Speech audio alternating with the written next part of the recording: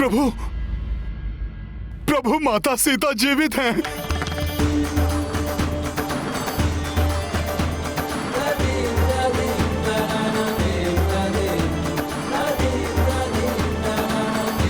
सीता, मेरी सीता जीवित है? जी प्रभु। लक्ष्मण, सुना तुमने? तुम्हारी भाभी माँ जीवित है। प्रभु, उस दुष्ट मेघनाद ने मुझे भरमा दिया था। प्रभु, माता सीता सकुशल हैं, सकुशल हैं माता सीता। मैं स्वयं उनसे भेंट करके आ रहा हूं।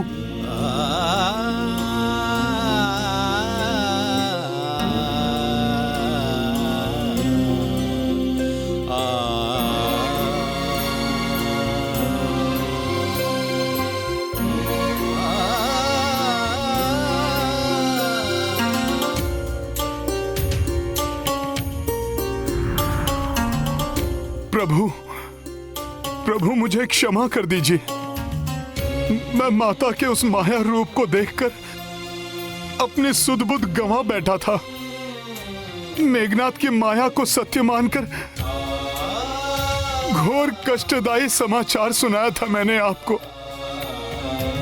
प्रभु, मैंने आपको कितनी पीड़ा दी, मुझे क्षमा कर दीजिए प्रभु। नहीं हनुमान, दुखी मत हो। मैं भी तो भ्रमित हो गया था ना। ऐसा असीम स्नेह के कारण होता है। तुम असीम मातृ प्रेम के कारण भ्रमित हुए और मैं पत्नी प्रेम के कारण।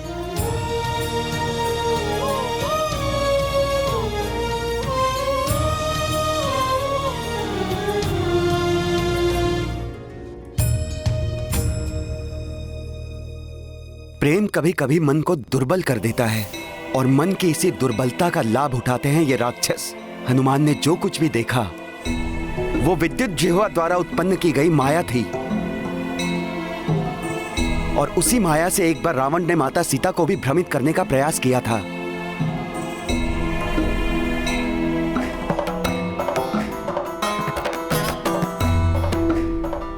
प्रभु, यही है वैद्यराज सुषेण जी। प्रणाम वैद्य जी। और सुषेण जी, ये हैं। सूर्य को किसी भी परिचय की आवश्यकता नहीं होती हनुमान। प्रभु के श्रीमुख मंडल का तेज स्वयं उनका परिचय दे रहा है। रक्ष वैद्य सुषेण का प्रणाम स्वीकार करे प्रभु। सुषेण जी, ग्रहण लग गया है सूर्य। मेरा तेज तो मेरे अपनों से ही था,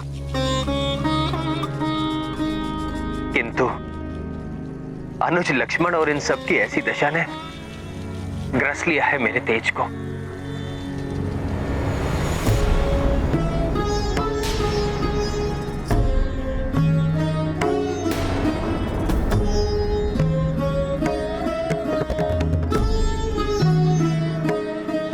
ये तो गंभीर रूप से आहत दिखाई दे रहे हैं।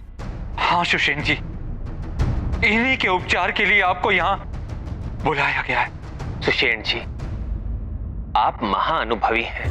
इन अस्त्र शस्त्र के प्रभाव को नष्ट करने में निपुण होंगे आप। भले ही आप हमारे शत्रुओं की नगरी लंका के राजवैद्य हैं,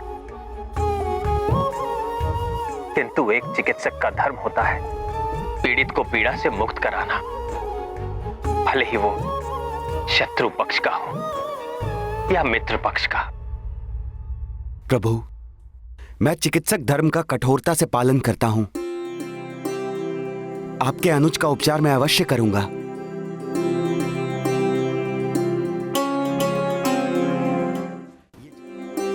सुषेण जी, आप मेरे लक्ष्मण को इस भयंकर अवस्था से शीघ्र ही उबार लीजिए,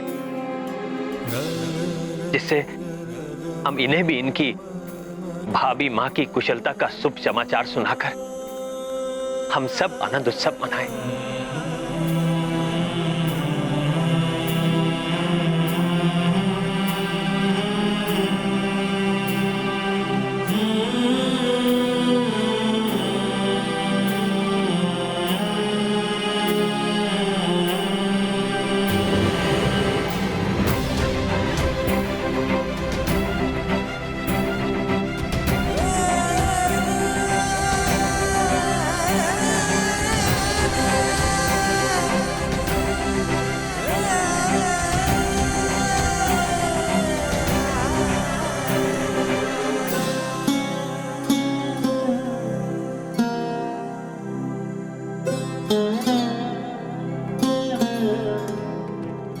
आश्चर्य प्रभु, जिस ब्रह्मास्त्र के प्रहार से लंका समेत समस्त पृथ्वी में महाविनाश मच सकता था, उसका प्रभाव इतना सीमित कैसे हो गया? बिना किसी दैवीय शक्ति की सहायता के यह संभव नहीं हो सकता। उस ब्रह्मास्त्र का प्रभाव कम हो गया है, इसीलिए कुमार लक्ष्मण सहित अन्य वानर योद्धाओं का उपचार किया जा सकता है।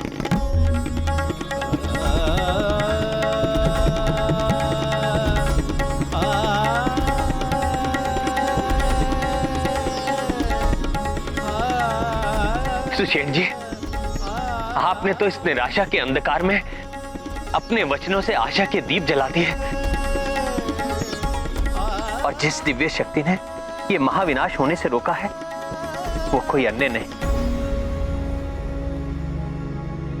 महाबली हनुमान ही। ब्रह्मास्त्र जैसे महाविनाशकारी अस्त्र को अपने सीने से रोक के उसके प्रभाव को न्यूनतम कर दिया हो, अब उसे किस अस्त्र से परास्त किया जा सकता है महाराज? तुमने क्या मुझे मेघनाथ समझ रखा है,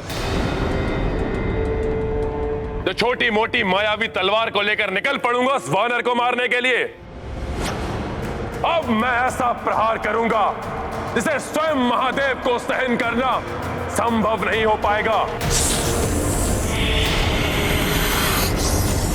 तो वो तुच्छ वानर क्या सहन करेगा उस वार को?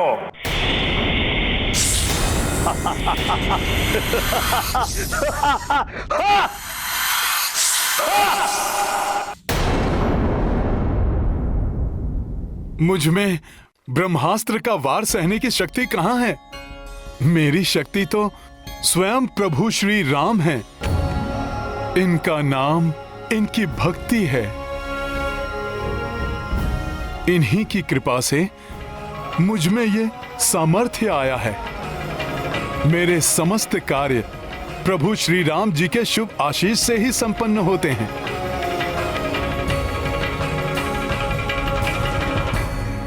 वैद्यराज जी, अब आपके उपचार कौशल का समय है।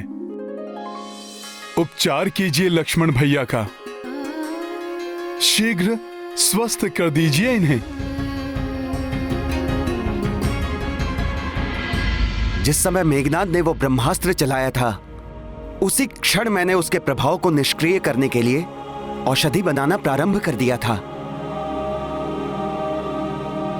किंतु प्रभु, शोध के पश्चात मुझे ज्ञात हुआ इसके उपचार के लिए दिव्य जड़ी बूटियों की आवश्यकता होगी। मृत संजीवनी, विशल्यकर्णी, सुवर्णकर्णी और संधानी। किंतु सुषेण जी, ये चारों बूटियां तो दुर्लभ है। लंका में इनका होना असंभव है। आप सत्य कह रहे हैं विभीषण जी, ये जड़ी बूटियां यहां उपलब्ध नहीं हैं। ये मात्र हिमालय क्षेत्र स्थित द्रोणगिरी पर्वत पर ही उगती हैं। इन्हें लाने के लिए सुदूर उत्तर दिशा की यात्रा करनी होगी और इन्हें लेकर सूर्योदय के पूर्व वापस भी आना होगा।